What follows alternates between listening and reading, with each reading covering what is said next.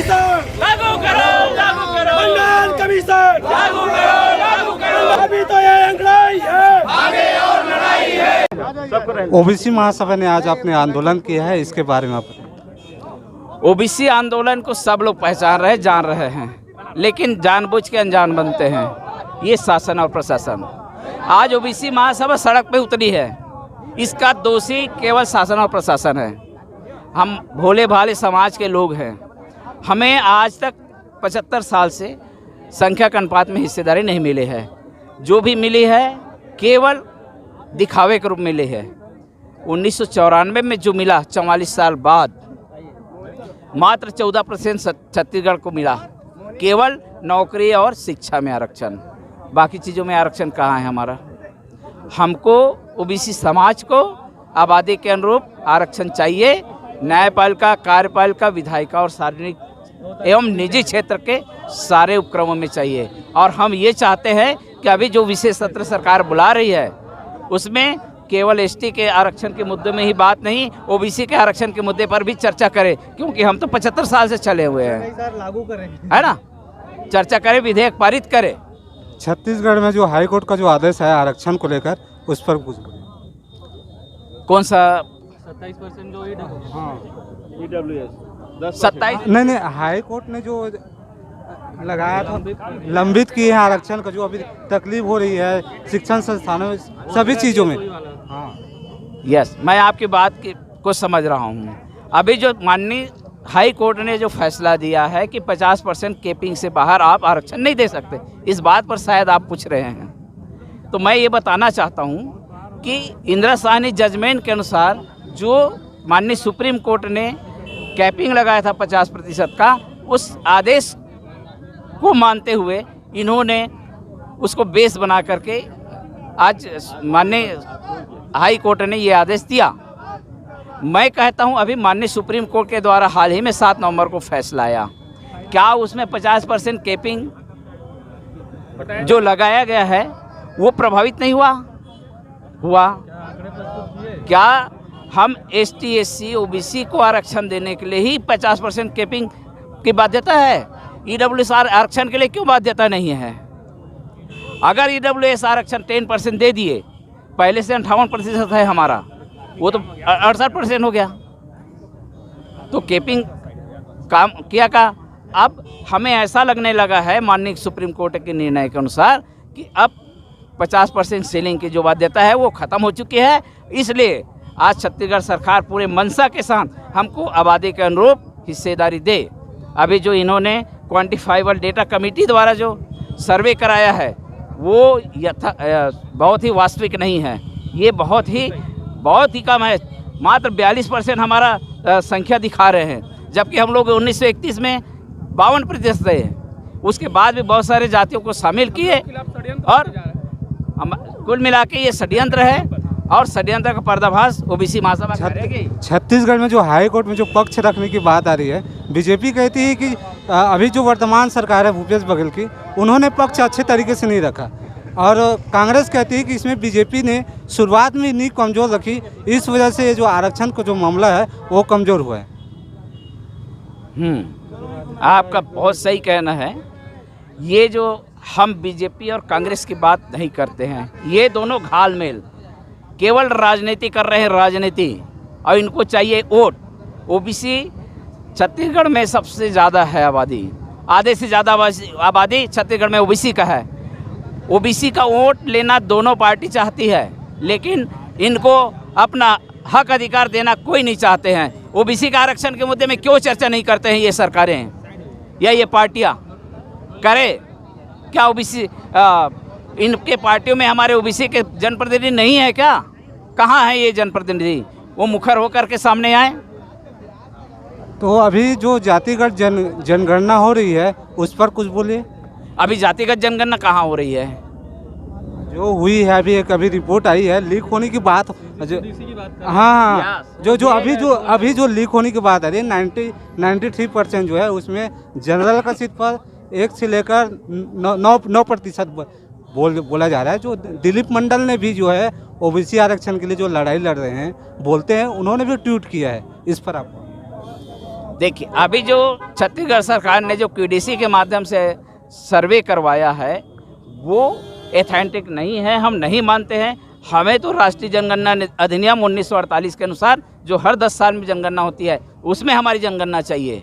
करते हैं ईडब्ल्यूएस आरक्षण का, इसलिए स्वागत करते हैं कि अगर आप ईडब्ल्यूएस आरक्षण के अंतर्गत जनरल कैटेगरी को 10% दे दिए हैं, 3 गुना आरक्षण दे दिए, उसकी जो भागीदारी तो कम है, तो कैसे आप उसके पक्ष में बोल रहे हैं? जनसंख्या में जो भागीदारी उसकी प्रतिशत कम है। 10% सरकार की मंशा है उनको देने का, दे तो आप तो लड़ाई लड़ रहे हैं ना, ओबीसी का तो उससे नुकसान हो। हम अपने हक के लिए लड़ रहे हैं। बाध्यता समाप्त हो गई, वो हमारे लिए फायदा है। 50% की बाध्यता उन्होंने खत्म की है, ये हमारे पक्ष में। हमको भी संख्या के अनुपात में दे दे, सारे कैटेगरी को संख्या के अनुपात में दे दे, हमें क्या दिक्कत है? आरक्षण किसी को दे।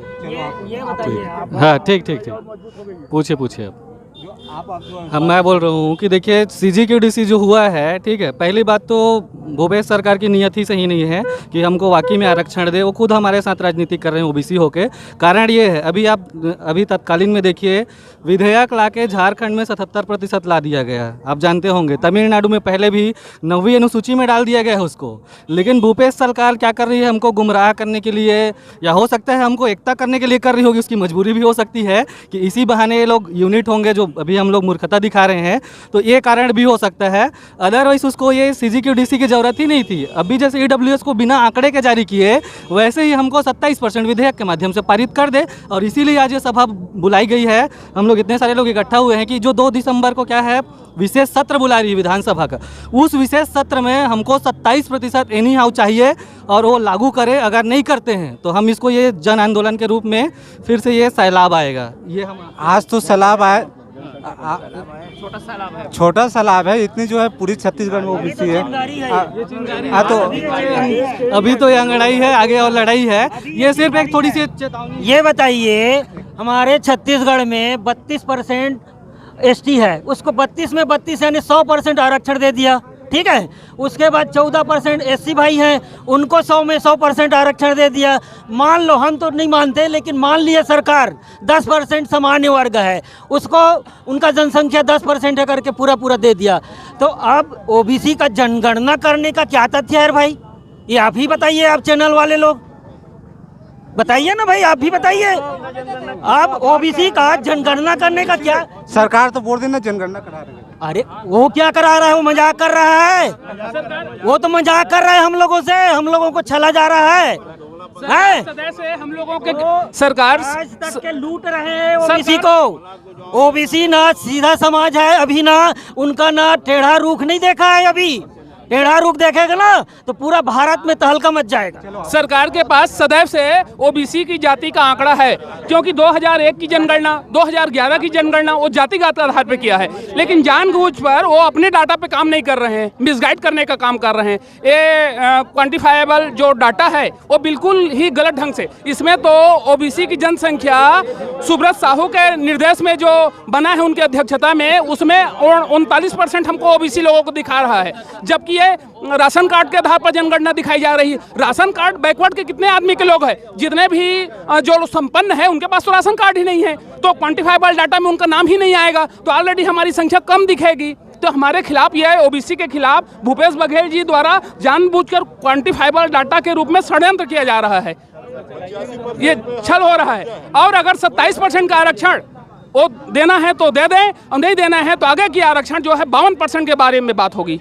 जो सरकार जो इस सरकार जो है भूपेश सरकार जो है पंचायतों से जो डाटा इकट्ठा किए हैं ओबीसी को लेकर, आप उसी की बात करें? हाँ, वो डाटा पूर्णतः गलत है, क्योंकि बहुत सारे हमारे ओबीसी के भाई हैं जिनके पास राशन कार्ड नहीं है, और जो राशन कार्ड में नहीं है तो उनका डाटा भी नहीं आ पा रहा है।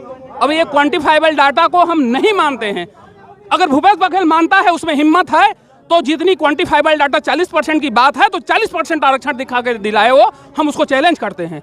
और 1 और 2 दिसंबर को जो सत्र बुलाया जा रहा है उसमें लाए वो संशोधन, क्योंकि उसके पास तो बम्पर ये है, बहुमत है, कोई उसका विपक्ष ही नहीं है कहा जाए तो कोई अतिशयोक्ति नहीं है, कोई रोकने वाला नहीं है। और उसको लाने, वो ओबीसी का मुख्यमंत्री है, उनसे आशा अपेक्षा है, अगर वो लाते हैं 40% का, उनके ही डाटा के अनुसार। तो देखते हैं कि कौन भारतीय जनता पार्टी का विधायक जो है विरोध करता है, और जो ओबीसी की बात करेगा वही आने वाले समय में छत्तीसगढ़ में राज करेगा। भूपेश बघेल मुख्यमंत्री जी से आग्रह करना चाहूँगा कि अभी हम लोग को भ्रमित करने का प्रयास ना करें, गलत सलत आंकड़े पेश ना करें। हमारे छत्तीसगढ़ में हमारा 52% ओबीसी की जनसंख्या है और 39% उनका क्वान्टिफाइबल डाटा के हिसाब से 39% बता रहा है। तो गलत तरीके से तोड़ मरोड़ करके हमारी जनसंख्या को ना बताया जाए, हम लोग को उलझाया ना जाए सब अपने शब्दों के जालों में।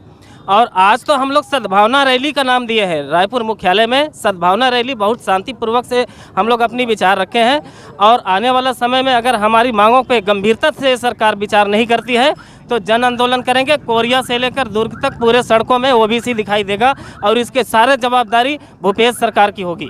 ओबीसी को तो बोला जाता है कि संगठित नहीं है, आंदोलन नहीं कर पाते।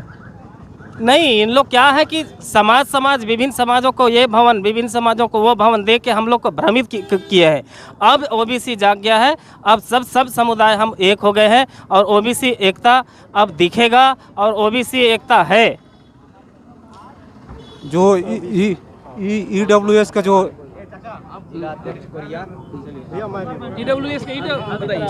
नुकसान हो रहा है 10%, जो बच्चे रिटर्न निकाल रहे इंटरव्यू में जाकर उसको फाइल कर दिया जा रहा है। तो इस पर कुछ बोलो, है ना। इंटरव्यू अगर आपने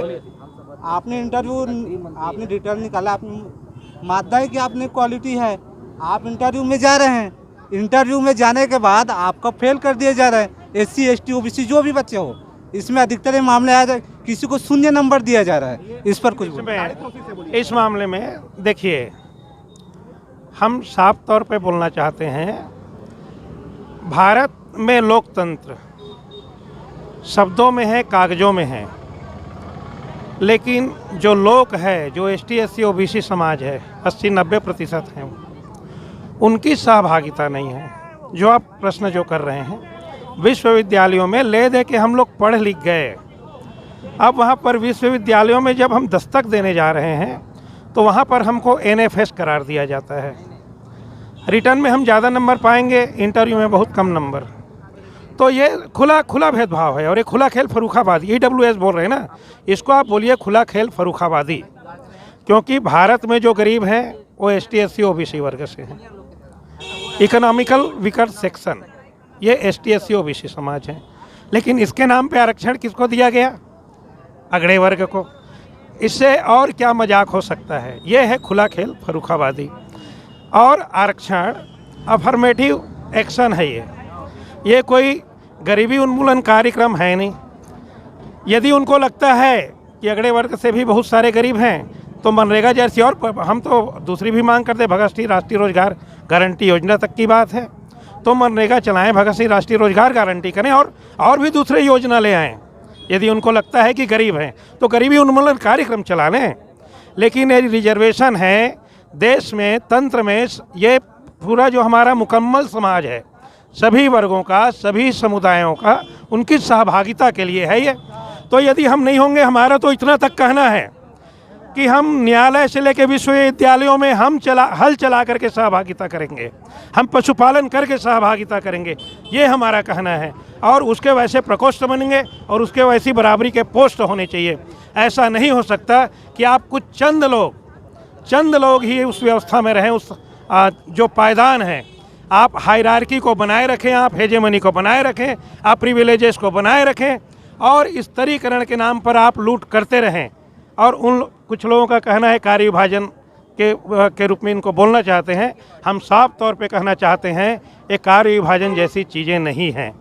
वर्ण व्यवस्था के बारे में भी किसी का भी कहना है, वो कार्य विभाजन नहीं है, और लूट की पूरी मुकम्मल व्यवस्था है, गुलामी की पूरी मुकम्मल व्यवस्था है।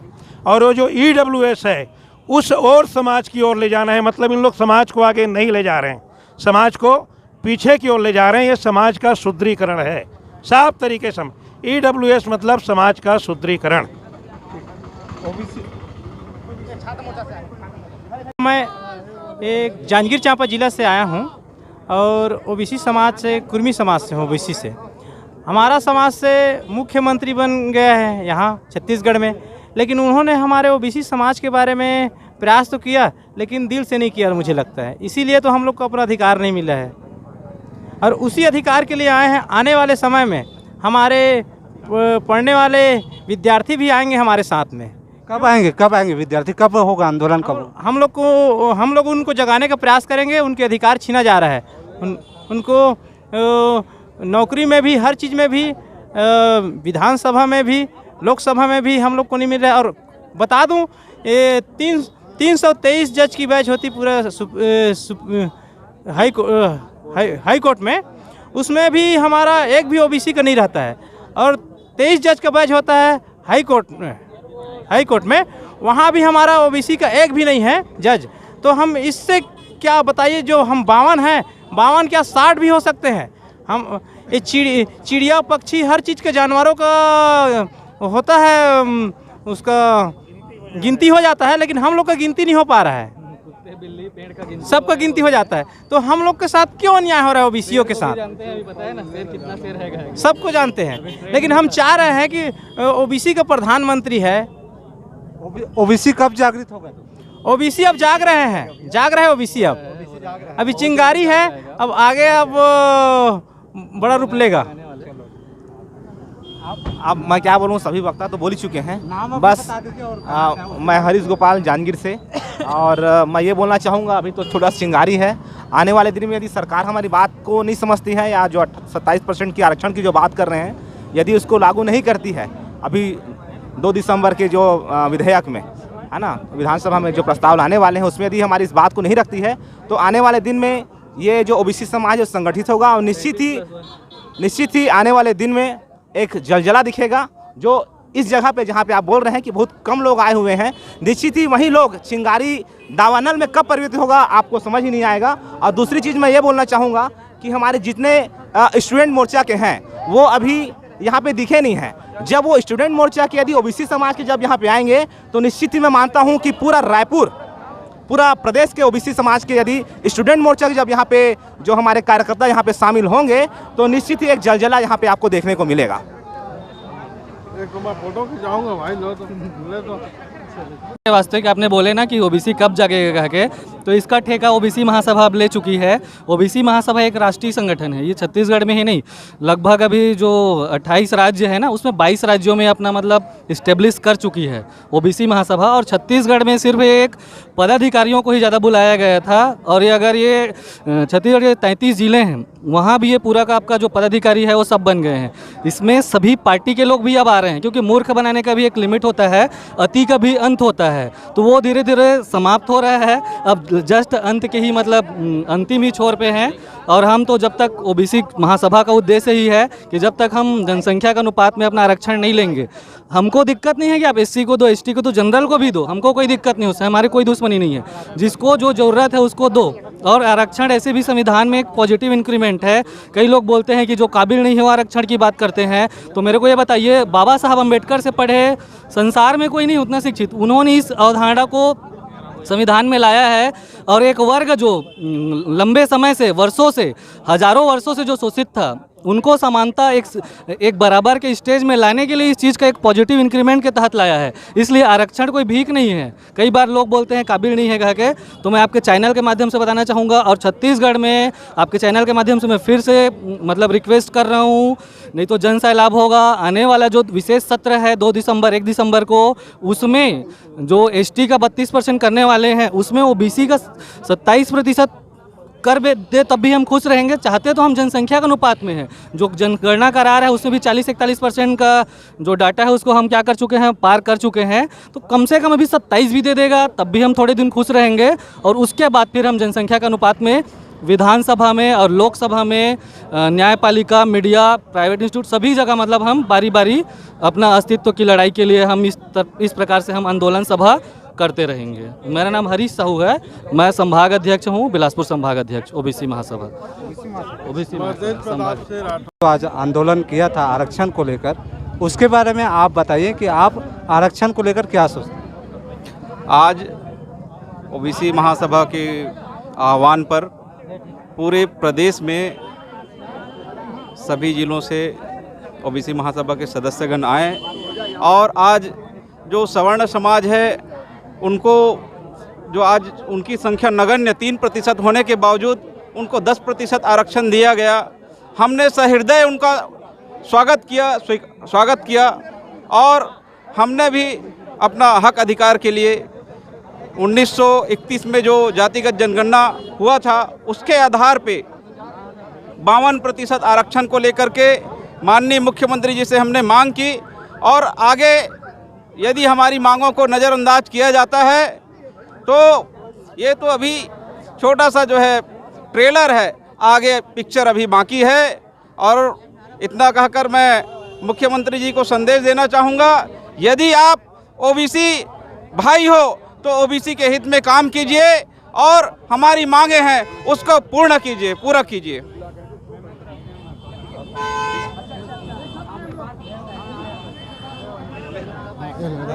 आज जो आपने एक आंदोलन किया है, इसका क्या असर सरकार पर पड़ेगा? बिल्कुल पड़ेगा। आने वाले समय में ओबीसी का पूरा राज होगा और जो आवाज़ हमारा उठा है वह तो सरकार तक जाएगा और सरकार को उस पर सोचने पर मजबूर होना पड़ेगा।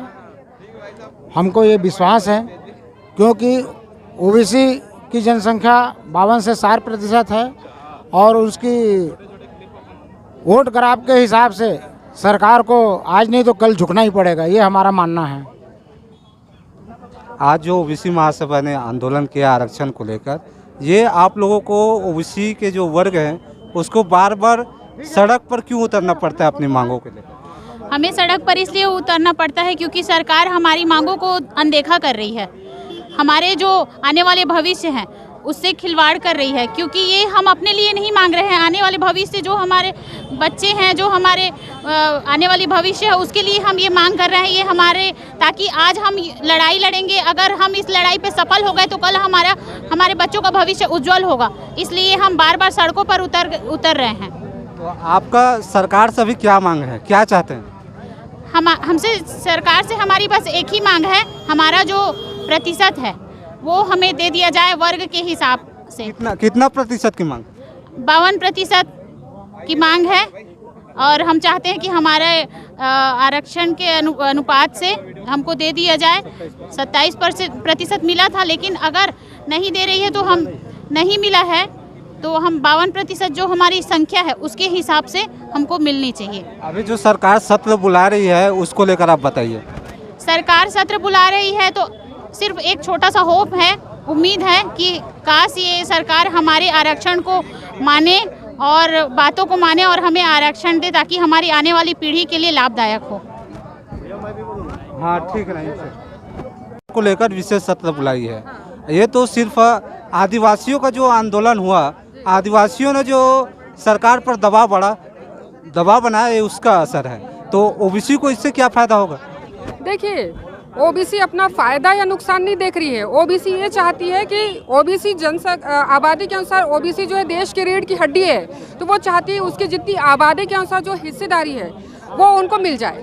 बाकी फायदा या नुकसान उनको नहीं पता है, जो उनका हक और अधिकार है जनसंख्या के हिसाब से जो उनकी हिस्सेदारी है। जैसा कि हम लोग यहाँ बोल भी रहे थे, है ना, देश में वही राज करेगा जो ओबीसी की बात करेगा। तो हम लोग ओबीसी यही चाहते हैं कि उनकी जनसंख्या के हिसाब से उनकी जो हिस्सेदारी है वो उनको दे दी जाए। जय हिंद, जय भारत, जय छत्तीसगढ़, जय ओबीसी। मैं डॉक्टर शांता साहू, ओबीसी महासभा प्रेसिडेंट। हमारा ओबीसी महासभा इसलिए पिछड़े हैं क्योंकि वो पहले तो दूसरे के विचार से चलते हैं, वो खुद के विचार से नहीं चलते, और वो सबसे ज़्यादा जब तक वो ब्राह्मण के विचार से चलेगा तब तक वो पीछे रहेगा। अगर ओबीसी महासभा खुद सर्वशक्तिमान है, उसको किसी की ज़रूरत नहीं है, मगर हमारा समाज पिछड़ा इसलिए है क्योंकि वो ब्राह्मणों के विचार से चलता है और धर्म पूजा पाठ कांट में पूरा इतना डूबा है कि अपना आरक्षण को भूल गए। आरक्षण कोई भीख नहीं है, आरक्षण हिस्सेदारी है। बाबा साहब जनसंख्या के अनुपात में अधिकार है वो हमारा। बाबा साहब डॉक्टर बी आर अम्बेडकर ने संविधान में लिखा 340 आर्टिकल में, अगर बाबा साहब नहीं होते तो हम ओबीसी समाज नहीं होता। बाबा साहब की मेहरबानी है जिसने लिखा है, और हम बराबर की हिस्सेदारी सबको दे। हम उनका स्वर्ण का कोई विरोध नहीं करते, उनको भी दिया है, हम विरोध नहीं करते। मगर जब ओबीसी हमारा मुख्यमंत्री है 27% जब 2019 में दिया तो 40 ब्राह्मणों ने हाई कोर्ट में केस कर दिया, फिर से वापस ले लिया। तो ऐसा नहीं चलेगा। हमको पूरा अधिकार चाहिए। जैसे एकलव्य ने अंगूठा काटा था, वैसे आज पेपर में हम लोग अंगूठा काट रहे हैं। आज ओबीसी समाज जब ब्राह्मणों के विचार में काम करेगा तब आगे नहीं बढ़ेगा। अपने विचार से ही आगे बढ़ेगा ओबीसी महासभा। ओबीसी समाज बहुत बड़ा समाज है। लगभग यहाँ पे 60% हमारे ओबीसी समाज के लोग रहते हैं। हमको किसी से कोई दिक्कत नहीं है, कोई समाज से कोई दिक्कत नहीं है। अपनों को सिर्फ जनसंख्या के अनुपात में हमको आरक्षण चाहिए, बस हमारा मुख्य मुद्दा वही है। अभी विधानसभा सत्र 1-2 तारीख को बीच में बुलाया गया है, उसमें हमारी जो बात है वहाँ पे रखा जाए। बस मैं चंदू देवांगन, ओबीसी प्रदेश अध्यक्ष, युवा मोर्चा से। तो फिर सरकार ने जो अभी जो सत्र बुलाई है वो तो आदिवासी आरक्षण पर जब बवाल हुआ उसके लिए बुलाई? नहीं, हम चाह रहे हैं कि ऐसी हमको भी बुलाया जाए, ओबीसी समाज वाले को। उनको जब बुलाए हैं तो हमको भी बुलाएं। तो आप लोग तो ये दबाव नहीं डाल पाते ना सरकार पे, तो क्यों बुलाएंगे भाई? वो आज जो कर रहे हैं वो क्या है, फिर आज तो दबाव डाल रहे हैं ना, इसी कारण से आज जो मांगे जो कर रहे हैं जनसंख्या के अनुपात में हमको आरक्षण दिया जाए, हमको भी बुलाया जाए, तो हम अपनी मुद्दा वहाँ पे रखेंगे, है नहीं? तो ये आप लोगों की चेतावनी है। और बड़ा आंदोलन कब करने जा रहे हैं? यदि हमारी मांगे पूरा नहीं करेंगे तो पूरे छत्तीसगढ़ के ओबीसी समाज के लोग आएंगे और बहुत बड़ा आंदोलन होगा। इसकी पूरी जवाबदारी सरकार को जाएगी। इस सरकार ने तो जिन्होंने हाई कोर्ट में जो आवेदन लगाया और आरक्षण खत्म हुआ उसी को बड़े पद पर बैठाया है। तभी तो बोल रहे हैं कि जो सरकार है वो ओबीसी का नहीं हुआ है, चाहे कांग्रेस हो या भाजपा हो। मुख्यमंत्री तो ओबीसी है ना। अब काम करे तो हम ओबीसी जानेंगे, और हमारे ओबीसी के हिसाब से काम ही नहीं कर रहे हैं। तो मुख्यमंत्री को क्या कहना चाहते हैं? हम सीएम साहब को बोलना चाह रहे हैं कि सिर्फ हमारे छत्तीसगढ़ में हमारी जितनी जनसंख्या है उसके अनुपात में हमको आरक्षण दिया जाए। जो अभी ग्राम पंचायतों से जो ओबीसी का डाटा मंगाया है उसके बारे में बताइए, अभी क्या निकल कर आ रहा है डेटा? डाटा फर्जी है। वो 42% के अनुपात बता रही है, जो लगभग यहाँ पे 55-60% हमारी जनसंख्या होती है ओबीसी में। वो फर्जी, हम उसको नहीं मानते हैं। वो अच्छे से यहाँ पे जनगणना कराया जाए तो सही रहेगा। अगर आप लोगों को आरक्षण नहीं मिलता तो आपकी जो मांग है पूरी नहीं होती तो और क्या करेंगे? जब चक्का जाम करेंगे, बड़ा आंदोलन करेंगे। जो नहीं सुन पा रहे हैं, जो सोए हैं उसको जगाएंगे, थाली बजाएंगे, घंटी बजाएंगे। फिर जब एक हो जाएंगे तो जब अभी चुनाव जो आ रहे हैं उस पर हम दिखा देंगे अपनी ताकत कि ओबीसी क्या है, कितना हमारी जनसंख्या है। मुख्यमंत्री के जो पिताजी है खुद ओबीसी के आरक्षण को लेकर बात करते हैं, नंद कुमार बघेल जी, और उनके पुत्र हैं वो खुद उनके विरोध में कहा जाए या उनके लिए कुछ अभी काम नहीं किया, तो उनके पिताजी के बारे में बताइए। देखिए, शासन प्रशासन की बात होती है भाई, ऊपर भी कोई बैठे हुए हैं, तो ये सारा चीज़ हमारी मांग जितना है उतना ही है। ऐसा हम किसी के बारे में नहीं बात करेंगे। चलो ठीक। मुख्यमंत्री जी जो हैं, जो उनके जो घिरे हुए हैं, जिन लोगों से वो घिरे हुए हैं, है ना, वो सब स्वर्ण लोगों से घिरे हुए हैं। उनके मुख्यमंत्री जी, है ना, वो घिरे हुए हैं पूरा। तो उनको जो भी काम करना रहता है ना, वो ओबीसी नहीं करता है। आप देख लीजिए, विधायिका, कार्यपालिका, न्यायपालिका, है ना, सब जगह में जो है स्वर्ण बैठे हुए हैं। कलम चलाने का काम जो है पूरा का पूरा स्वर्ण लोग करते हैं, और वो नहीं चाहते, है ना, कि ओबीसी की जनगणना हो, ओबीसी को आरक्षण मिले। अगर ओबीसी को आरक्षण मिल जाएगा तो पूरे छत्तीसगढ़ में नहीं, मैं बोलता हूँ पूरे देश में जो है ओबीसी का राज आ जाएगा। जिसकी जितनी भागीदारी उसकी उतनी हिस्सेदारी, इस मांग को लेकर ओबीसी महासभा ने आज एक आंदोलन किया। उनका मकसद सरकार तक मैसेज पहुंचाना था। उन्होंने अपनी मांग जो है सरकार तक पहुंचा दी है। अब देखने वाली बात है कि उनकी मांग सरकार तक पहुंचती है कि नहीं। प्रदेश की भूपेश सरकार ने विधानसभा का विशेष सत्र बुलाया है, उसमें आरक्षण को लेकर चर्चा किया जाएगा। लेकिन इसमें बात निकल कर आती है कि इस सत्र में सिर्फ आदिवासी आरक्षण को लेकर चर्चा किया जाएगा। इसी मुद्दे पर दबाव डालने के लिए आज ओबीसी महासभा ने एक आंदोलन बुलाया था। अब देखने वाली बात है कि विशेष सत्र में क्या इनकी मांगों पर चर्चा होती है कि नहीं। बोल छत्तीसगढ़, सुनील वर्मा,